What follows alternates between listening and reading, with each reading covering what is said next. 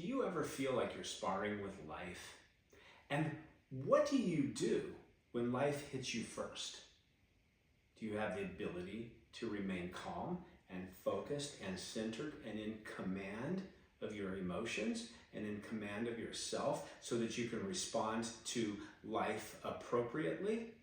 Or are you like most people and you lose your freaking mind?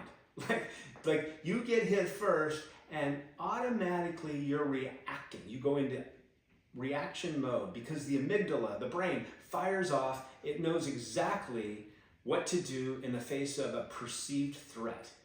Even if the threat is real or whether it's perceived, the brain doesn't care. The amygdala doesn't care. You get triggered.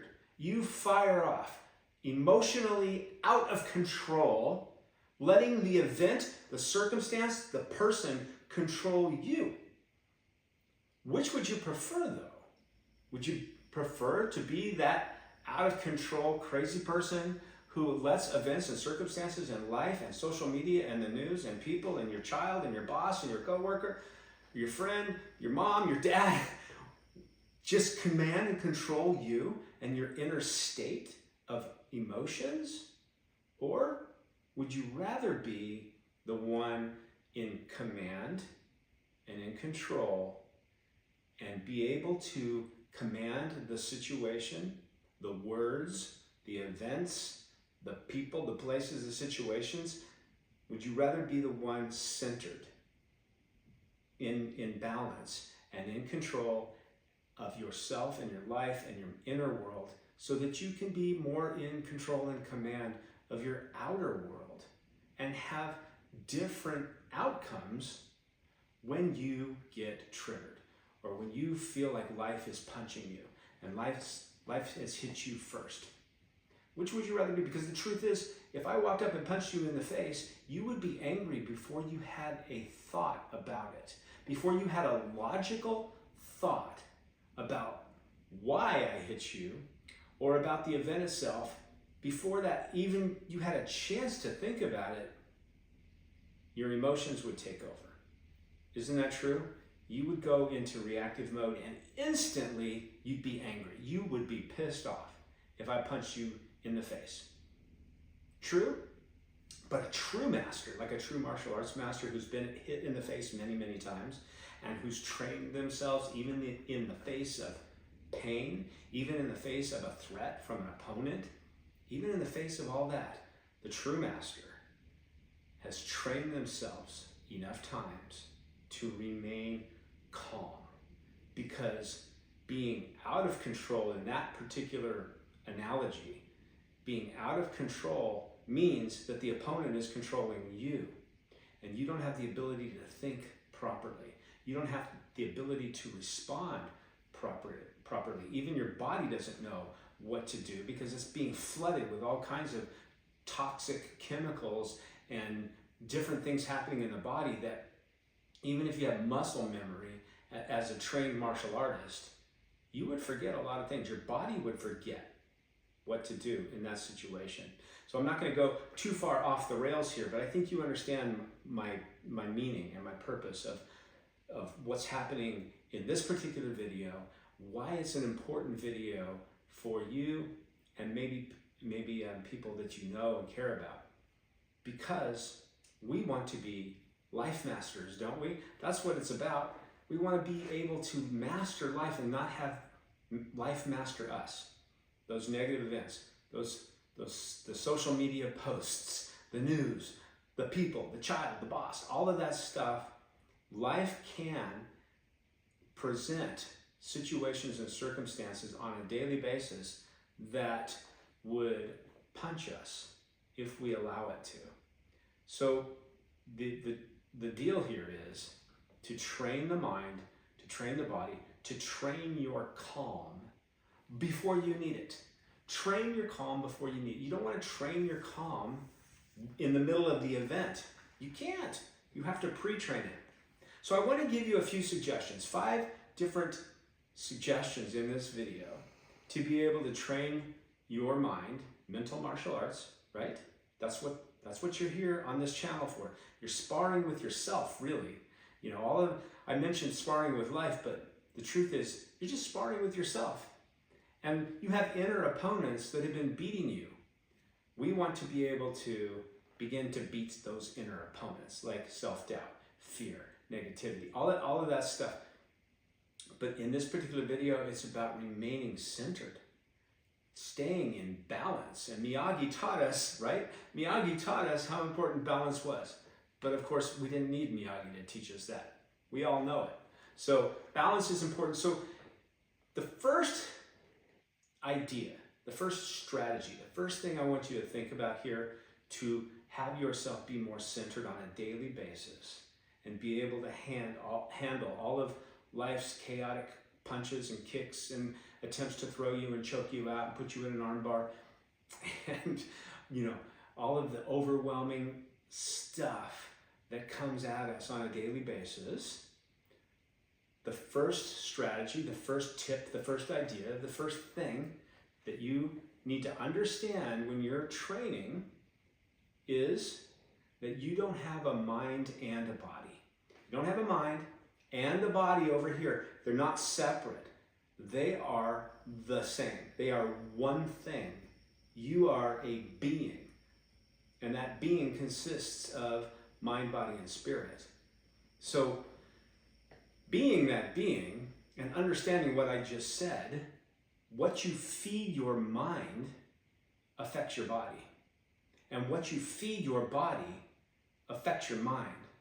And how you treat yourself and how you treat your mind affects your body. And how you treat your body and what you do with it affects your mind. And how you feed your spirit affects both. How you feed and train and connect with your soul, your spirit affects both, right? So, that then, if that's the case, what are you feeding your body? And how are you feeding your body? Are you feeding it nutritional foods on a daily basis? Regularly? Is most of your diet nutrition? Is most of your diet actually what your body needs? Because if it is, if you're eating, you know what to eat. I'm not going to go, this isn't a nutrition class, but if you're eating, you know, vegetables and a basically clean diet, doesn't have to be totally clean, but if you are pretty much on a healthy regimen in terms of what you feed your body, then your mind will respond to that appropriately. If you're feeding your body crap that's full of saturated fats and sugars and chemicals, then your mind will be affected. And guess what? You won't have the ability to remain calm in negative situations because you're already stressed and you don't even know it. It's happening on a subconscious level. But if you feed your body what it needs, your mind will respond appropriately. Okay? So also, what else does your body need? Well, we know it needs water. Hydration is critical. You should be drinking enough water to stay hydrated all day long. What's the number one cause of a headache? Dehydration. So drinking, giving your body what it needs. Exercise. If you haven't heard, which you should if you're paying any attention at all to your health, you know that exercise causes the brain to release tonic chemicals, not toxic chemicals, which it will also do, but you have an inner pharmacy. And what are you taking from that pharmacy on a daily basis that's causing your mind and your body to feel better? Well, we know exercise, walks in nature, all of these things are very, very good for the mind and the body. But the exercise releases tonic chemicals in the brain, which help you feel better and contribute to your well-being and your happiness. So maybe one of your top strategies ought to be to be focused on what you're feeding your mind and your body. What can you feed your mind to affect your body?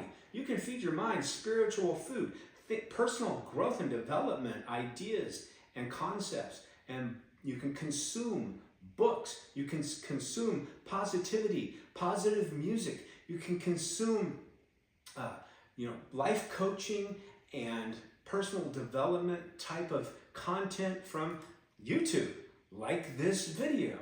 You can get a mentor to help you do all of that. You can feed your spirit in a way that affect your mind and body in a way that speaks to you.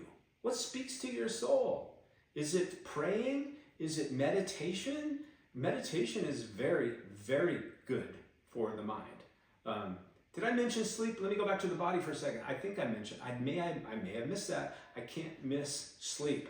Sleep is critical. I'll come back to the meditation thing. Sleep is critical. You have to get 8 hours of sleep, 7 to 9 hours of sleep, depending on your body type. But the sleep research is definitive. Your body needs good quality sleep every single night. And this video is not one where I'm going to teach you the different strategies to get sleep if you're not getting it. That you can research that on your own, or just keep watching this channel, because I certainly have and will continue to talk about sleep and how important it is. The days of I'll sleep when I die and getting 4 hours of sleep, type A personality and all that stuff, that's ancient. That's archaic. That stuff doesn't work. The 75 plus years of sleep research is in. It's definitive. Your brain and your body needs sleep. It needs time to heal and repair. And by the way, if you get into any spiritual work, you will find that your spirit needs your body to detach from the world. You need sleep. Okay, coming back to meditation. One of the key strategies, again, the research is definitive on meditation. People who practice meditation regularly are doing their mind, their body, and their spirit a wonderful practice. You're giving yourself a practice that contributes really powerfully to your happiness, your joy, your well-being, your ability to remain calm in the face of crisis and chaos, in the face of negativity, in the face of one of life's punches that in the past would have thrown you into a complete emotional crazy reaction. Meditation is key to feeding your mind. Okay. Also, a discipline of avoiding certain things like gossip, like complaining, like negative people and situations, avoiding too much social media, hard to do in these days. Oh man, that's a big topic. Too much negative news. Oh man, that's a big topic, because that you will find in abundance. Don't consume it so much. Don't consume it at all if you can really avoid it, but definitely cut back on it.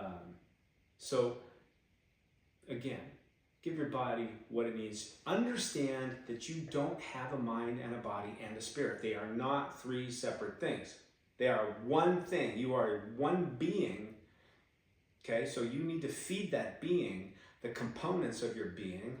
You need to feed it and consume the things that it needs for you to be well, happy, prosperous, successful, healthy, in balance, and in command of your life.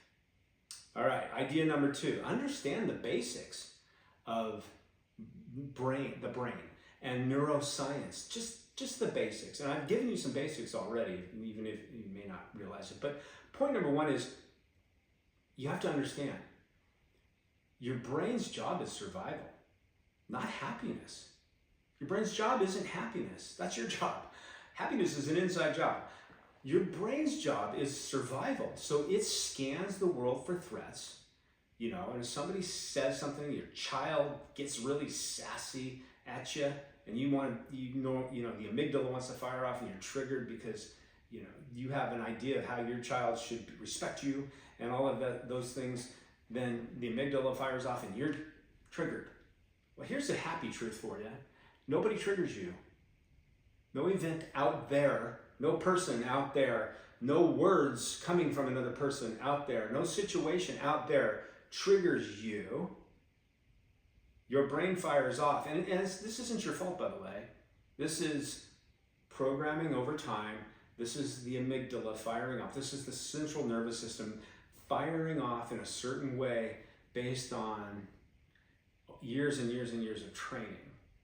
and firing off a certain way in the face of threat. But your brain scans for threats, it exaggerates worst case scenarios, it does all kinds of crazy to cause you to feel out of balance when life punches you, right? It pulls you toward familiar patterns. Like I said, this comes from years of training, and your neurology has been trained a certain way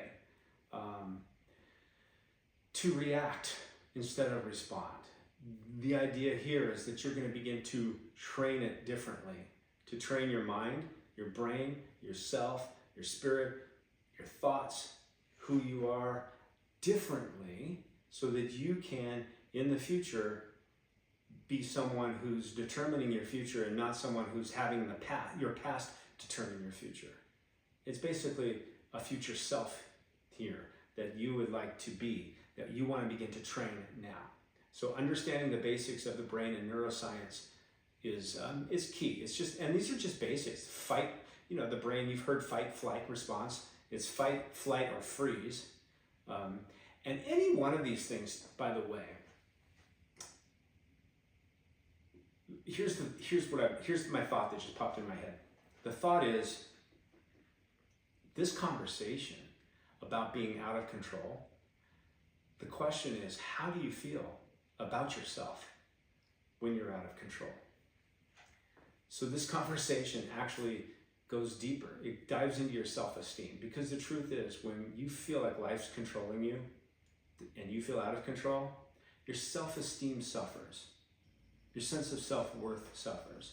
Your sense of confidence and who you are suffers. So this becomes even a more important topic for you to get a grip on your calm, to get a grip on the ability to remain on balance. Stress narrows your choices. Have you heard that one before? When you're stressed out, you have a limited amount of choices. And training, of course, training yourself expands your choices. So you can either contract in the face of chaos, or you can expand. Let me ask you a question. What do the most successful Wall Street investors do when the stock market contracts, when it shrinks? They buy. They buy low, they sell high. That's the basics of investment, right? That's what Warren Buffett did his whole life. He expanded in the face of a contraction. What do most investors do? Most novice investors contract in the face of a contraction. Let me give you another example. The person you're in a relationship with, a wife, a spouse, a partner comes home, and they are pissed off. And they're pissed off at you for no good reason. They're just coming at you because they had a bad day. And you have two choices.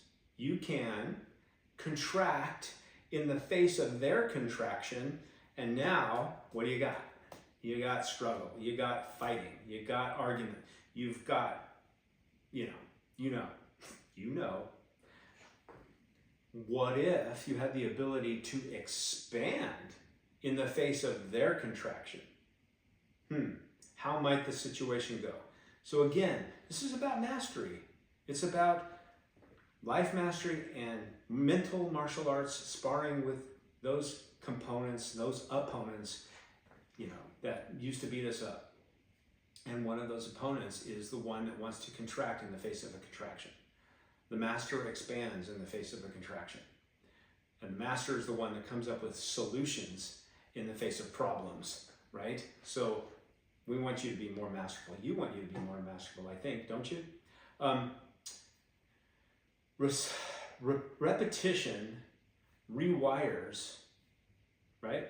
Repetition rewires, not insight. So the thing is, you can have the insight of everything I'm talking about, but if you don't practice it, it's not going to get better for you. You can have the awareness of, oh yeah, this is what I want to do. This is who I want to be. This is why, and this is how it happens, and all of that. But if you don't practice, if you don't train, and you don't rewire, then you'll just keep on doing the same old thing and having the same old outcomes.